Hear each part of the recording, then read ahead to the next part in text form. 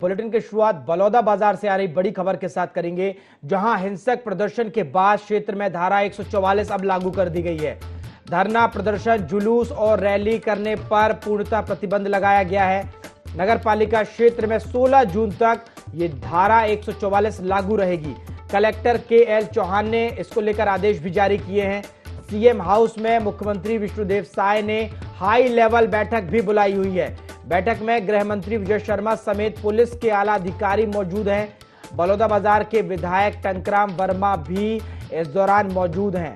तो बड़ा हादसा हुआ, बड़ा मामला, और लगातार इस पर देखा गया कि आगजनी की गई, तोड़फोड़ की गई, गाड़ियों को जलाया गया, और कहीं ना कहीं जो ये मुद्दा है और बड़ा हो चुका है। इस पर गृह मंत्री विजय शर्मा ने भी एक्शन लिया है, हालातों का जायजा लेने वो भी मौके पर पहुंचे।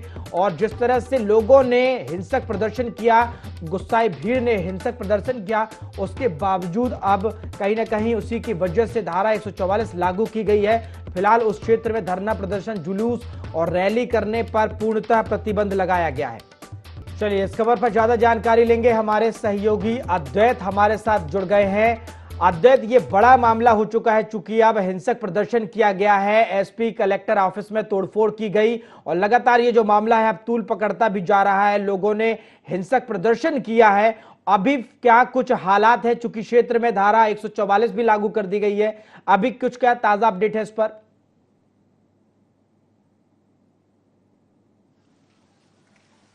देखिए, जैत खाम में जो है असामाजिक तत्वों द्वारा तोड़फोड़ की जाती है। तोड़फोड़ के बाद जो सतनाम समाज है वो आक्रोशित होकर धरना प्रदर्शन पर बैठ जाता है। यहीं सामने में दशहरा मैदान है, वहां पर जो है धरना प्रदर्शन कर रहा था सतनाम समाज। मगर उस दौरान जब न्यायिक जांच की उन्होंने मांग की थी, उस पर कहीं ना कहीं मुहर लगी थी, और उप मुख्यमंत्री गृह मंत्री विजय शर्मा ने न्यायिक जांच की जो है घोषणा भी की थी। ये ट्वीट के माध्यम से हमें भी पता चला था। और कहीं ना कहीं जिस तरह से जब घोषणा हुई तो उसके बाद सतनाम समाज के लोगों ने जो है सम्मान समारोह भी रखा, मुख्यमंत्री का धन्यवाद भी ज्ञापित किया।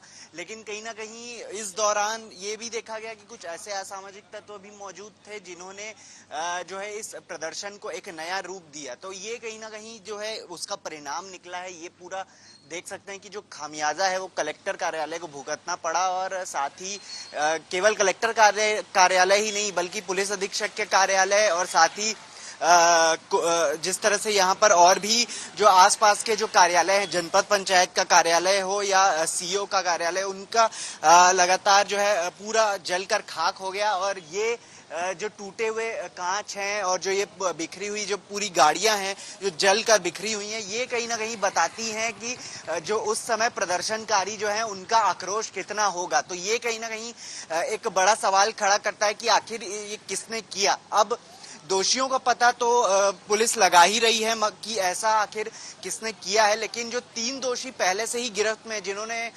गिरौदपुरी में तोड़फोड़ की थी, उसके संबंध में कहीं ना कहीं जो है उनसे भी अब पूछताछ की जाएगी। क्या उनके ये जो साथी थे उनसे उन्होंने ये सब किया, या फिर और कोई था, या फिर किसी ऐसी मिली भगत थी या प्री प्लान्ड अटैक। तो कहीं ना कहीं हमें बोतलें भी मिली पेट्रोल से भरी, साथ ही हमने देखा कि टूटे हुए ग्लास भी हैं। पूरा जो आप देख सकते हैं कि कैसे ये जल कर पूरा राख हो चुका है। तो ये कहीं ना कहीं एक बड़ा जो है एक बड़ी जो है दुर्घटना मानी जा सकती है, और सरकारी दफ्तर जो है वो कहीं ना कहीं ये जलकर यहाँ पर खाक हो गए हैं। तो इसी के साथ जिस तरह से यहाँ पर आप गाड़ियां देखेंगे तो ये पूरी तरह से जलकर राख हो गई। कई ऐसे कर्मचारी थे, जो आम जनता थी, जिन्होंने अपनी गाड़ियों को यहाँ पर पार्क किया था और उन्हें पता नहीं था कि ऐसी घटना हो जाएगी। तो इस दौरान इस तरह की ये घटना हुई और ये खामियाजा जो है उन्हें भुगतना पड़ा पूरी तरह से।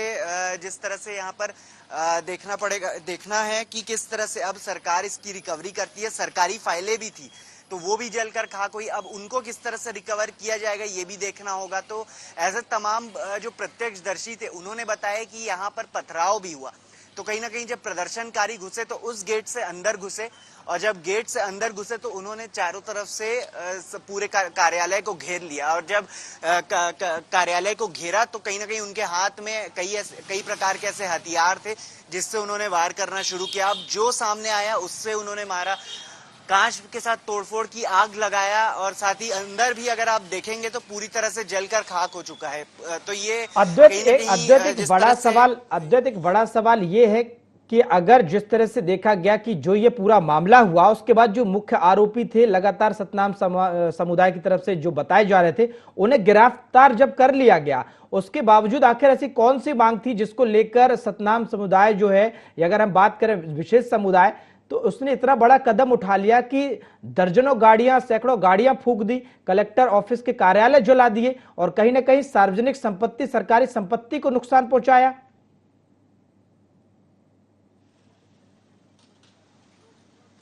देखिए, सतनाम समाज का प्रदर्शन चल रहा था और सतनाम समाज ने इसलिए भी प्रदर्शन किया क्योंकि जो 3 दोषियों को गिरफ्तार किया गया था जो पुलिस द्वारा, उनको जो है कहीं ना कहीं सतनाम समाज कह रहा था कि वो 3 दोषी नहीं है, वो बेकसूर हैं।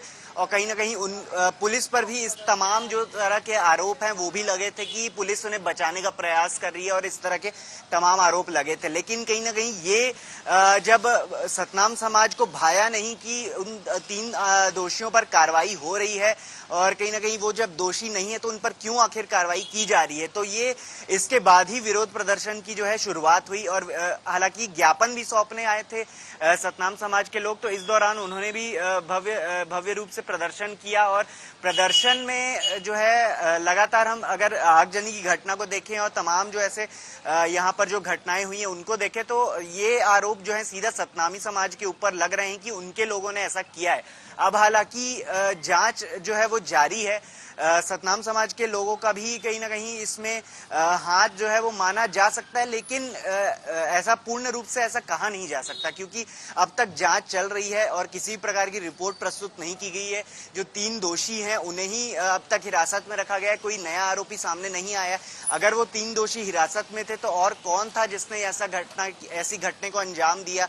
तो ऐसे तमाम तरह के पहलू हैं जिन पर लगातार जांच जारी है। और गृह मंत्री विजय शर्मा भी देर रात कल यहां पहुंचे थे, साथ ही क्षेत्र के विधायक टंकराम वर्मा भी मौजूद थे जो कि मंत्री भी हैं साई कैबिनेट में, साथ ही दयालदास बघेल जो कि सतनाम समाज में महामंत्री के पद पर भी हैं। तो कहीं ना कहीं उनका भी एक जुड़ाव है समाज से। तो ये अद्वैत, लेकिन एक बड़ा सवाल कहीं ना कहीं ये भी खड़ा होता है कि भारी संख्या में लोग इकट्ठे हो रहे थे और लगातार अगर जिस तरह से लोगों में आक्रोश था, क्या पुलिस इसको लेकर पहले से सतर्क नहीं थी? क्या एक फेलियर नहीं है कि जिस तरह से भारी संख्या में लोग पहुंचे और एसपी और कलेक्टर कार्यालय जो कि सबसे सुरक्षित जिले में माने जाते हैं, उनको ही उन्होंने आग के हवाले कर दिया और इतनी बड़ी आखिर घटना को अंजाम दे दिया?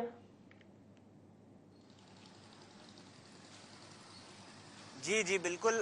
देखिए, जो इंटेलिजेंस फेलियर है वो कहीं ना कहीं हुआ, कानून व्यवस्था जो है बिल्कुल पूरी तरह से ध्वंद पड़ गई। और जिस तरह से एसपी और कलेक्टर की अगर हम बात करें तो कहीं ना कहीं उन पर भी जो है हमला करने का प्रयास किया गया, प्रदर्शनकारियों ने उन पर भी हमले किए। और अगर बात करें जो घायल पुलिस वालों की, तो वो भी कहीं ना कहीं 30 से अधिक ऐसे जो आंकड़े हैं वो सामने आ रहे हैं जो कि पुलिस घायल हुए हैं।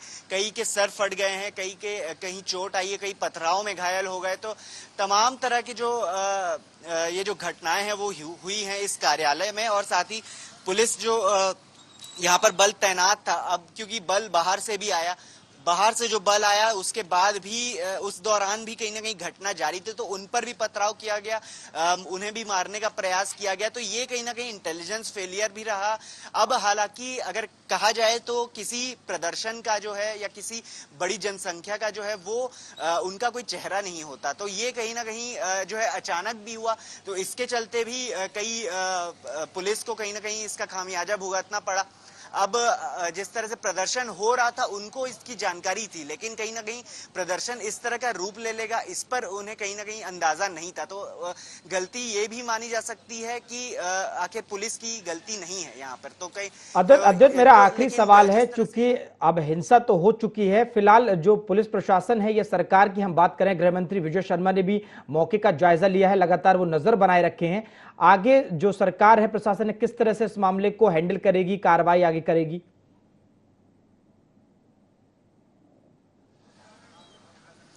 देखिए, बिल्कुल धारा 144 तो लगा ही दी गई है। अब यहाँ पर किसी भी प्रकार का प्रदर्शन नहीं किया जाएगा।